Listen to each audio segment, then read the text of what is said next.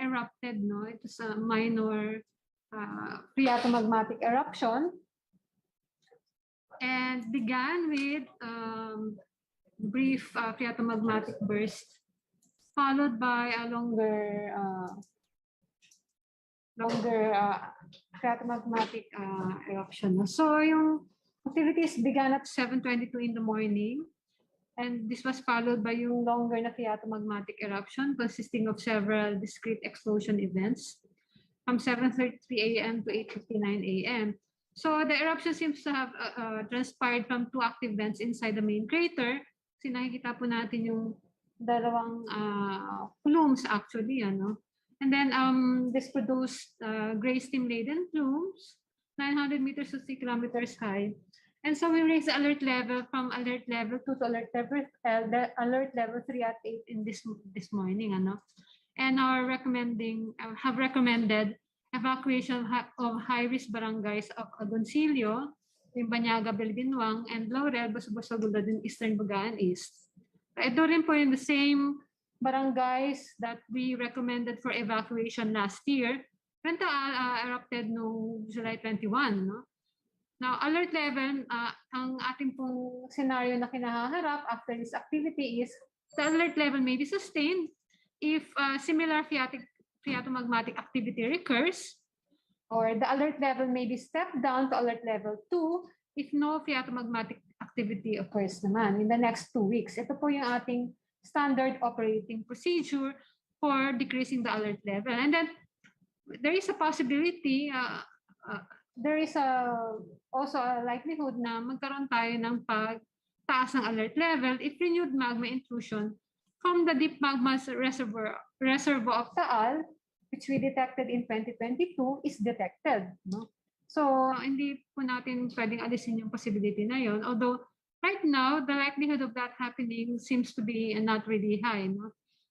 These are just some of the footages that we posted sa ating social media of the activity this morning, taken from this here in the upper left is footage from our Agoncillo station. Nakikita po natin yung plume, medyo malaki siya. And as we can see, activity is actually occurring at two vents dito sa loob ng main crater, no? So nagsasama po yung eruptive ejecta ng dalawang vents na yun. This here is at the lower left is footage from our thermal IP camera at Maria Paz in Tanawan City. Makikita rin po natin yung activity, no? May actually dito medyo kita rin na meron dalawang pinagmumulan na vent.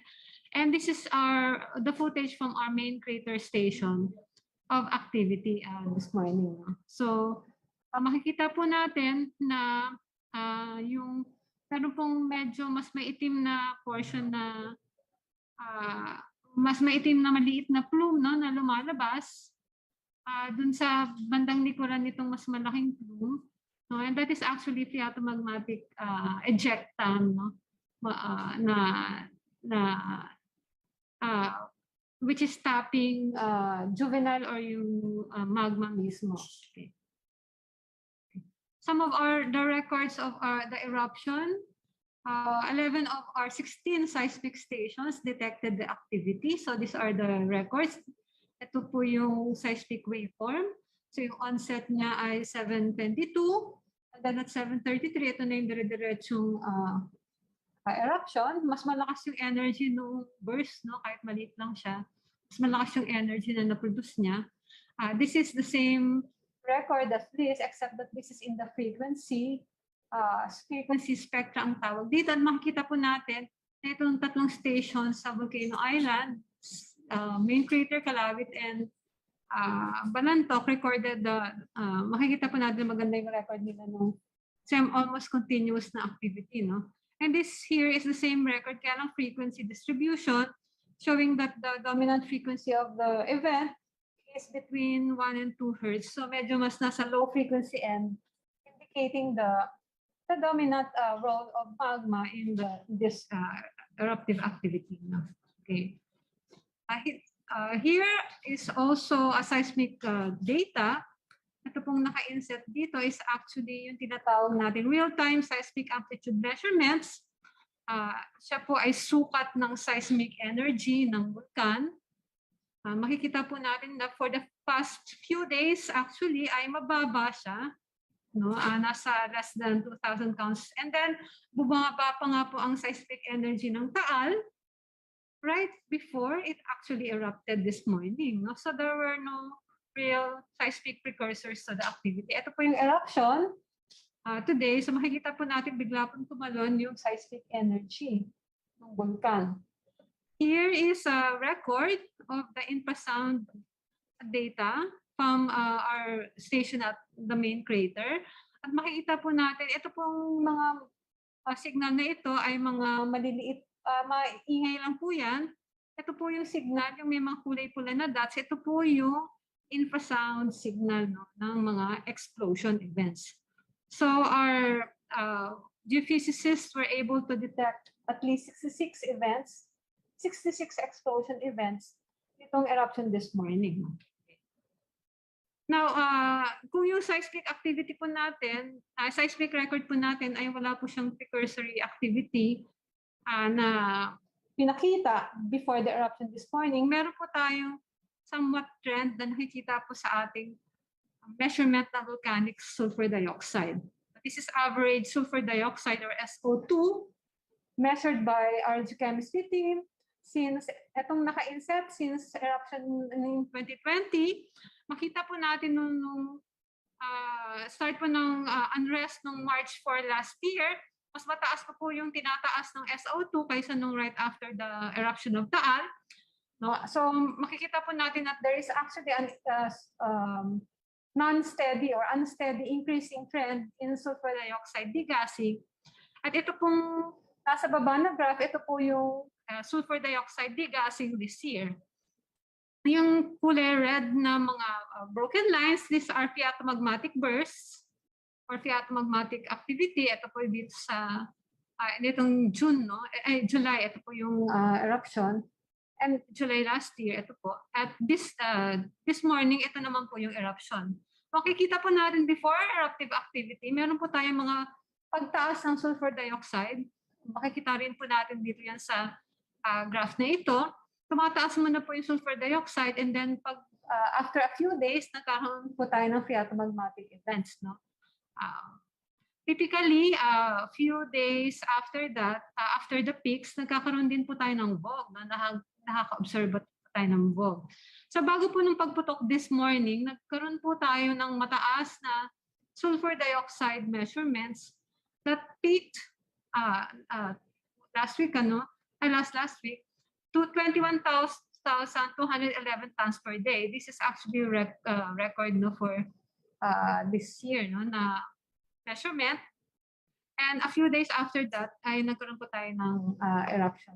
This is a similar trend na nakikita po natin sa mga phreatomagmatic bursts natin and sa ating eruption last year. So nagkakaroon po tayo ng peaks in sulfur dioxide.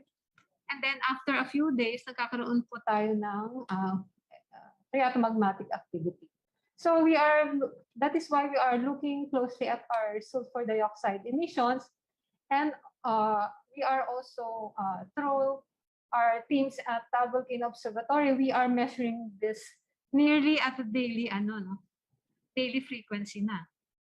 Okay, some other data, yung ating earthquakes, the earthquake events being recorded from Taal since this year, start of this year.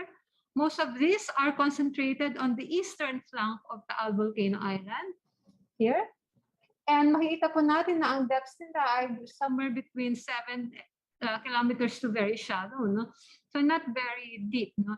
And these plots show us that most of the earthquake activity, which are nearly all associated with magma, magma or fluid, are actually just beneath Volcano Island. Hindi po siya hinuhugot mula dito sa malalim na magma source ng Taal. So it's probably or most likely due to an activity doon sa magma na na-in place na noong 2020 pa. Also, if you look at the seismicity of Taal, this is the record since yung unrest last year, March 2021, until today, March 2022, makikita po natin na nagkaroon actually po ng period of lull when at the start of the year. So, and then nagkaroon lang po tayo ulit ng activity this March. Ito pong color purple na line, this is yung real-time seismic amplitude, which is again the measure of the seismic energy of the volcano. Makikita po natin na mataas po talaga siya last year after the July eruption. And then this year, before the eruption this morning, medyo tumahimik po actually yung Taal. And then ito pong mga bars na yellow, blue, merong green, and then may maliliit na pink. These are all the earthquakes, low frequency volcanic earthquakes in blue, and then yung yellow ay yung volcanic tremor, which has been the dominant earthquake type in Taal since last year. So makikita natin na konti na lang po yung nare-record natin since the start of this year, unlike nung last year, na talagang they were very, very frequent, yung ating low frequency and tremor events. So with that, let me just share with you also yung this is converted data from the infrasound. Infrasound actually records yung tawag mo dito yung sound wave sa surface, or yung yung sound wave na napuproduce ng activity at very low frequencies, sa surface. And we typically cannot hear it, but this can be converted to sound, to audible sound. So that's what one of our geophysicists did. So ito yung maririnig natin. Naririnig po nila. Pinost na rin po natin to sa Facebook natin. Naririnig po nila yung yung sound. Hindi naka-share. Wala. Hindi naka-share nung nag-share ka ng slide. Meron doon i-click to share sound. Merong i-click to. So hindi niyo nakikita yung We can see the slide but no sound, no audio. Mahina. Paano ba i-increase yung sound? Wala. I can hear the sound, pero mahina lang. Share mo, tapos share again, tapos click mo yung sa ilalim na share sound. May ganun. Okay. Stop-share. Then share again. Share screen. And then share. Sa ilalim may clickable na share sound audio. Wala. Sa baba. Wala eh. Okay. Share. Tapos. Share. Okay. Ayan, nakarinig na. Yes. Dito na. Dito natin. Okay. Ayan, naririnig niya. It's very faint.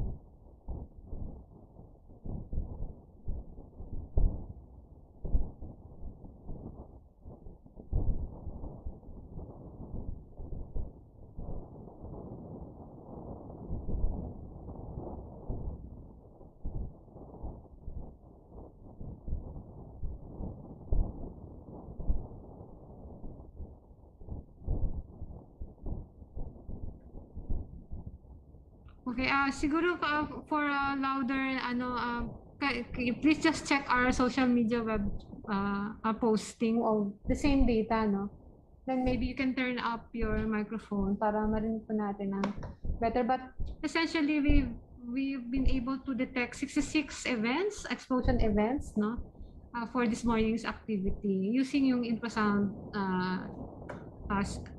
sensors po natin sa Taal main crater. So I think that's the end of our presentation. Oh, that's the end of my presentation. And if you have questions, please go ahead. Okay, thank you, Mariton. May we call on our Yusek Solidum to join us for the question and answer. Sir, camera po. Patin daw silang dalawa. Maybe call on Yusek Solidum. Is he available or may kausap again? Yes, we can see, sir. Nakikita namin si sir. Pero hindi nakapin. Kaya mong ipin? Na-pin ko naman man. Silang dalawa? Okay. So we are now open for questions. We have some here na sa chat. But if you have questions, please go ahead and type. So masagot po ni Mariton and ni Yusek Solidum, of course. They'll be very happy to answer your questions. Shall we move na to the question, Charmaine? Charmaine pala ang kasama natin. Kasama rin natin siya kahapon dito. So maraming salamat, Charmaine. This one is from Cecil Morelia.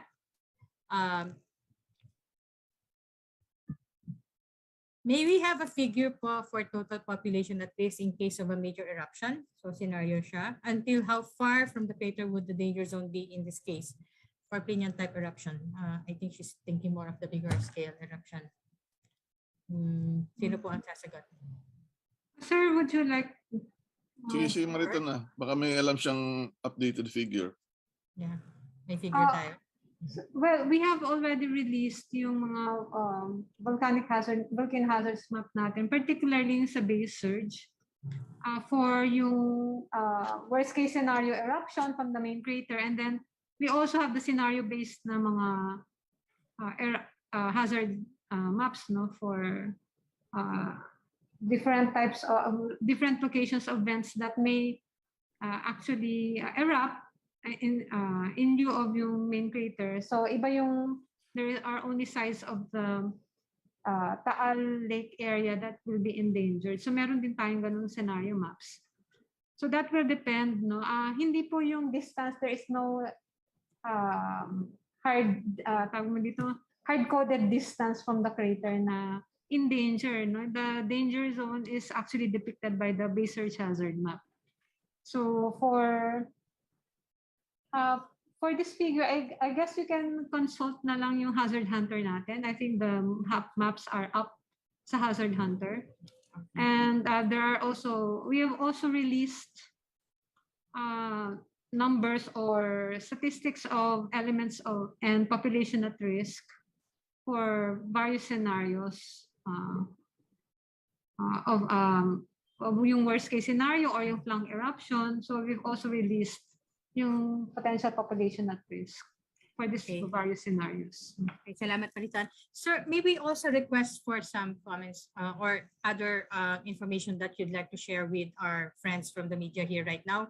Yung mga common questions that tinatanong po nila since early this morning sa inyo para po ma-share naman po sa ating mga kasama na nandito. Hindi pa kayo nakakapanayam since this morning. Well, the common questions would be the possibility of raising it to 4. Nasagot na ni Mariton kanina sa presentation. But usually we relate the current activity with the January 2020 eruption, where the scale of the eruption was stronger than what we see now. The big difference is that the rapid ascent of magma, the rapid rise of magma in 2020 enabled the sulfur dioxide gas to be not so released but stored within the magma, and it propelled the explosion. Right now, since last year, the rise of magma was low, and hence more sulfur dioxide was noticed, and measured almost daily, significantly high. But still, from time to time, the amount of gas that would be released gets smaller, as shown in the previous slide. Mukhang natatrap at naiipon ng konti yung sulfur dioxide gas in the magma. That's why we have this explosion. But as we have been explaining last year, for initial activities of the TAAL, we don't expect it to be like the January 2020 eruption because of the lesser amount of sulfur dioxide gas trapped within the magma. And as mentioned, for the worser case activity, we need to monitor deeper magma that would rise. And if it ascends rapidly, then doon posibleng mag-trigger ng mas malalakas na eruption because the gas is somewhat preserved within. No? So yun yung common question. The other question, and I think this has also been presented, would be when do we actually raise and lower the alert?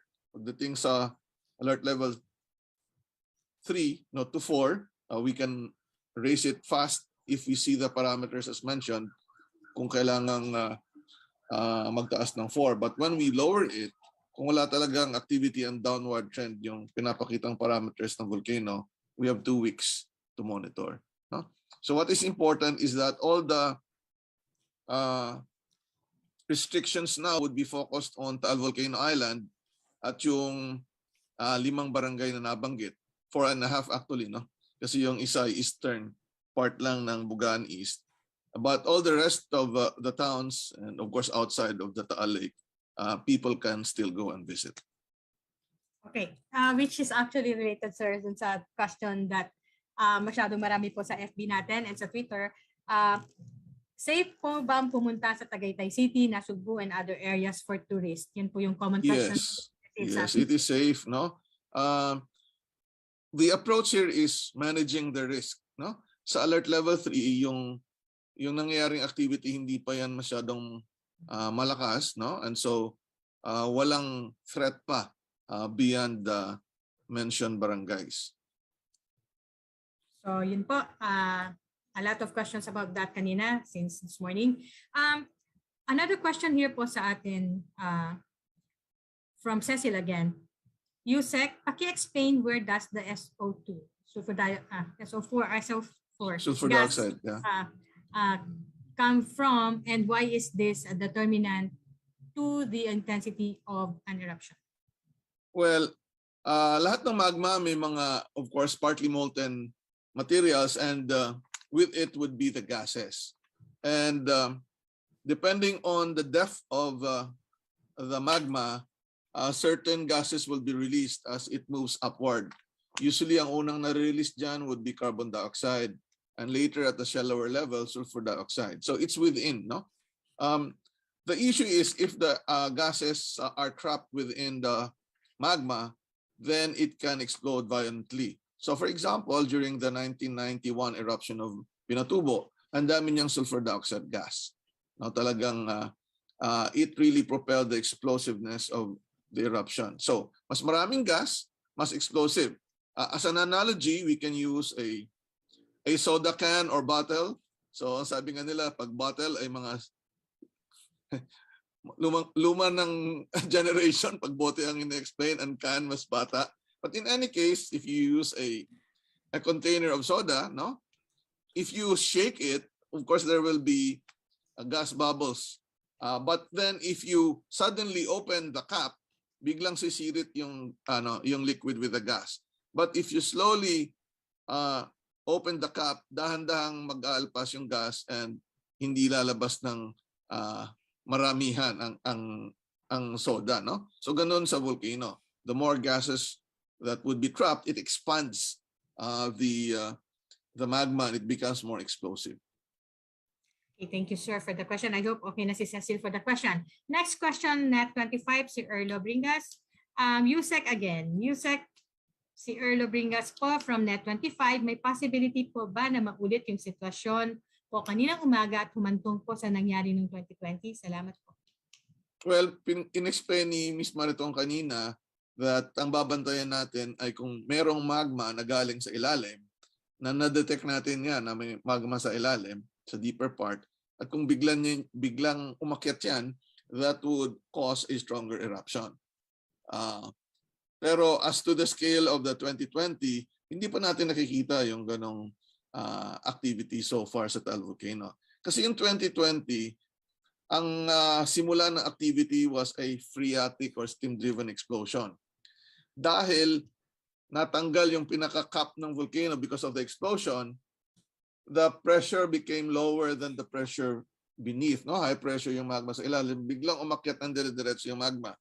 So mabilis talaga yon in the span of several hours only. In this case, wala pang ganon tayo nakikita. Okay, thank you. Salamat po. I think this is a follow-up question again from Ms. Cecil Morelia.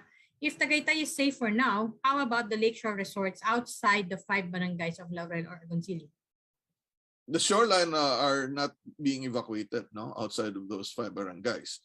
The activity though in the lake is somewhat restricted. No, kapag pupunta ka na doon malapit sa island, that's the recommendation. Maybe Meriton can also add more because there are fishing activities, and she attended a meeting with the OCD twice this morning where there will be restrictions in the activity in the TAAL Lake. Meriton, please. Yes, Maritan. Yes, merong ipapatupad ng mga window hours po I think ang LGU, ang OCD so that yung ating pong mga nag-aalaga po ng fish, ng isda dyan po sa Taal Lake ay pwede po nilang asikasuhin ng kanilang mga fish ka na, no? So there will be window hours. I can't remember exactly na 8 o'clock to Parang lang po. Ay 8 o'clock to 2 ba? Mga ganon. Basta hapon, mid-afternoon. Opo. So, magpapatupad lang po sila ng ganon.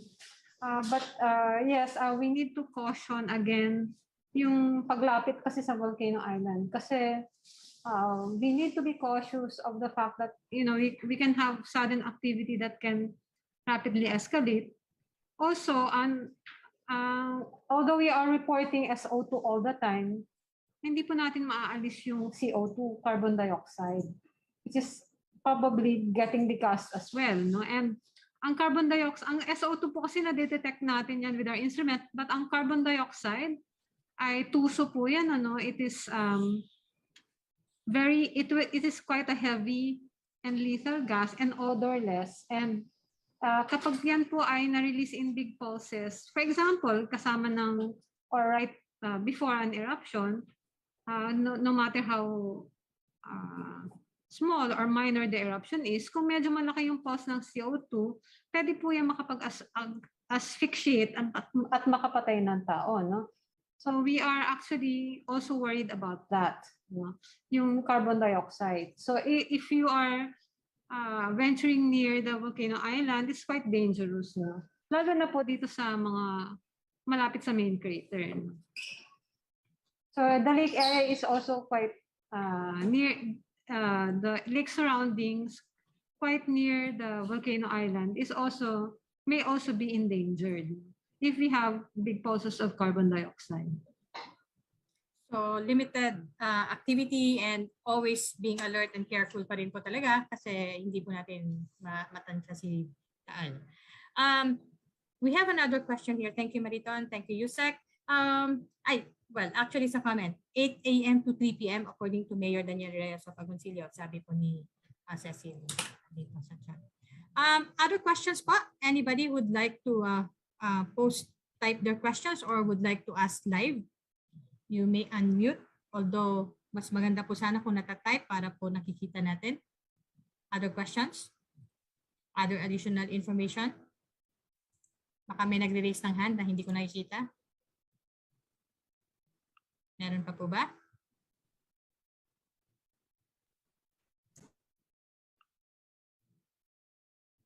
Okay. If there are no more questions, we just would like to again ask Yusek Solidum for last comments or reminders to people before we wrap up today this afternoon's press briefing. Sir? Okay. Yung pinakadelikadong lugar sa kasalukuyan would be Taal Volcano Island, and kung pag-uusapan, maliit na explosion or the gas expulsions can endanger people on the island. So bawal pong pumunta. I hope the public would follow this recommendation. Second would be the 5 barangays sa precaution in case mas lumakas pa ang mga activity. But all the rest should keep monitoring the updates from the Phivolcs through the media, and of course through the local government. Importante na ma-review ng local government with the residents yung kanilang mga evacuation plan and what to do. Saan pupunta ang mga bawat pamilya. We have to remember that we are still in the COVID-19 pandemic state, although mababa na ang cases, but we need to make sure that we still observe minimum health standards. Pagdating sa bulkan, kailangan ng mask. Pagdating sa COVID-19, kailangan din ng mask. So importante po na nagmamask po tayo at may distancing pa rin. Sakaling may mga evacuees at siyempre sa evacuation area dapat maayos po yun. Please keep calm pagdating po sa ating mga kababayan sa paligid ng Taal Volcano. And DOST Phivolcs on our part will continually monitor the volcano. No? And para po sa diretsong informasyon na pwede nyong makuha kaagad yung mga alerto ng DOST Phivolcs, meron po tayong mobile app, Volcano PH Info app sa mga Android phone, where you can actually get the information right away without passing through other intermediaries. If not, pwede naman po kayong mag-check ng ating website parati, Facebook or Twitter. Thank you. Thank you, sir. Before I read one last question, sir, may nagpahabol. Pasensya na po. Charmaine would like to remind po sana to please fill out the attendance. Nasa link po natin sa chat. And we request po, yesterday we had this media workshop. And one of the things that we explained is that pagka ganito po may event, sobrang with data that we need to process and information that we need to get out as soon as we can, may we request po sa media group Viber natin if you have or if you would like to think that you can come and do interview face-to-face, which actually hindi pa po masyadong ginagawa until now. Madalas po sa interview by phone po tayo. Please coordinate po sa media Viber group natin and let us know para po hindi nasasayang yung time niya na walking in. Kaso po busy po talaga din sa pag-process ng data and pag-prepare ng information yung ating pong volcano monitoring group kanina. So reminder lang po again to all of us. Sir, maybe ask one more question tungkol sa CAAP po. CAAP issued a note to airlines how dangerous it is to aircraft. What is coming out of the crater now? How dangerous is it to the aircraft? No? Well, the notice to airmen or the airline whenever there is a volcano activity is part of DOST Phivolcs job. We issue, of course, daily bulletins that the Civil Aviation Authority of the Philippines and the Volcanic Ash Advisory Centers based in Tokyo and Darwin, Australia would also be getting. And if in case there is an eruption, we issue an eruption notification.